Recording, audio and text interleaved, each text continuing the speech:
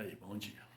Vamos então aqui a esse terceiro momento sobre a América Latina, tá? Então nós vimos ali as oligarquias agrárias, o populismo, o militarismo, governos de esquerda. Faltou aqui alguma coisa sobre o México. Vale lembrar, inclusive, que entre Chile e Cuba temos aquela grande diferença, né? Óbvio, a revolução e o governo feito pelas eleições, também 3 anos para o Chile, que fez democraticamente, e Cuba até hoje está lá, né? Então mudança, são diferenças. Mas temos também algumas proximidades. O que une os dois era esse desejo de reformas profundas na sociedade. Não era só algumas reformas ou algumas mudanças, mas profundas, que transformassem a ordem social. E foi aí que pegou, tá? da oposição. Bom, e o México? Então o México aparece aqui a questão da Revolução, que tem tanta coisa para ver, né? Mas veja que ele coloca a Revolução entre 1910 e 1919. Mas eu ouvi um texto que fala 1910 e 1911. Vou tentar explicar por que aqui. Bom, o México ele se torna independente em 1821, tá? Perto do Brasil, né? Passou por governos de muita instabilidade política, guerra contra os Estados Unidos em 1848, invasão da França entre 1862 e 67, portanto não foi muito fácil a vida aqui dos mexicanos. A partir de 1876 você vai ter uma certa estabilidade. Só que essa estabilidade, ela foi na verdade feita a partir de uma ditadura, que tinha as eleições lá, mas eleições que praticamente o Porfírio Dias, que era que governou aqui, não tinha adversários, né? Então, esse governo do Porfírio Dias, que vai de 76 a 1911, é chamado porfiriato. Porfiriato. Então, é uma ditadura, problemas temos. Tem também coisas interessantes. Houve aqui uma certa modernização no país, a partir vamos chamar assim, de uma agricultura de exportação, tá? Um pouco daquilo que nós vimos lá das mudanças do século XIX para o XX, a partir da valorização dos produtos agrícolas e tudo mais. Por outro lado, uma ingerência grande do capital externo, inglês e norte-americano,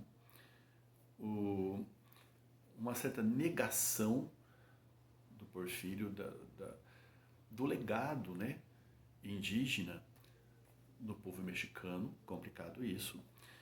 As terras comunais, que eram as terras que eram chamados ejidos, utilizadas pelos camponeses, foram apropriadas pelos latifundiários, que são aqui a elite econômica, que está de mãos dadas com o governo do Porfírio. Tá? Temos aqui também um crescimento do número de bancos, inclusive algumas fábricas, ferrovias. Então você vê uma modernização conservadora aí no México. Em 1910 temos novas eleições, havia até a conversa que o Porfírio não sairia candidato, alguns acreditaram como o Madero, que sai candidato, mas aí o Porfírio também saiu e ganhou de novo. E o Madero vai dizer, e teve fraude. Claro que teve. E ele vai convocar o povo a lutar, e o povo vai lutar. Então, para muitos, a Revolução Mexicana é esse momento aqui, em que o povo se une contra essa fraude ou esse governo do Porfírio Dias que vai cair. Para outros, vai até praticamente a morte de Pancho Villa e Zapata. Mas quem que são esses caras? Bom, então a Revolução Mexicana, a partir dessa eleição que foi fraudada e tudo mais, ela tem como 3 grandes elementos, o povo é o principal, mas 3 grandes elementos aqui de liderança. O Madero, o Zapata e o Pancho Villa. O Zapata é uma liderança camponesa, ele é um mestiço e tem um exército muito disciplinado. O Pancho Villa tem um exército mais anárquico, né, mais bagunçado. Às vezes ele era um revolucionário, às vezes ele era um bandoleiro. Os dois, inclusive, caíram nas graças do cinema norte-americano. Filmaram, inclusive, os dois, fizeram um filme sobre eles. Então, eram os principais líderes desse movimento aqui. O Madeira vai assumir o poder em 1911 e a coisa se resolveria aí, mas não vai acontecer porque ele acaba sendo morto, assassinado, em 1913 por Victoriano Huerta, que também não conseguiu governar. 13. E em 14 já tinha outro. Tá? Em 14 já está lá Vestiniano Carranza. Então o senhor observa que a história continuaria a partir daí.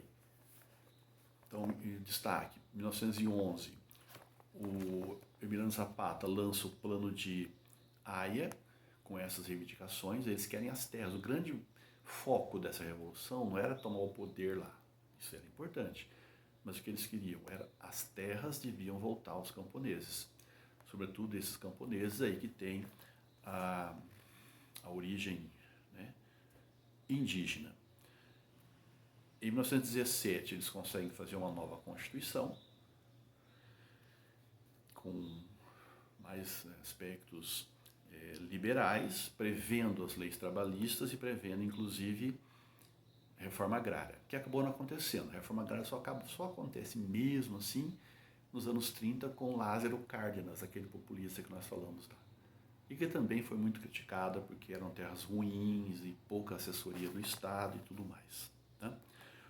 O Zapata vai morrer em 1919 e o Vila vai morrer em 1923. O que se assemelha na morte é que os dois foram assassinados. Vale destacar, inclusive, na questão do México, sempre que fala aparecem esses quadros, né? São esse movimento muralista, esses murais que mostram a cultura mexicana, sobretudo a miscigenação, a origem indígena, a grande presença de contingentes de diferentes etnias aí. Um dos murais que aparece normalmente é esses do Rivera. Legal, né? Eu sabia que o Rivera foi casado com a Frida Kahlo. Ah, Frida Kahlo. Virou popular, né? As pessoas gostam de usar camiseta com ela, as frases. Ela foi militante, ela defendia a questão das mulheres, não tinha medo de falar, tinha uma vida difícil, problema de saúde e tudo mais. E ela se dizia filha da Revolução Mexicana. Por isso que lembramos dela aqui. Frida Kahlo. Vale dizer que ela era militante comunista. Até a próxima.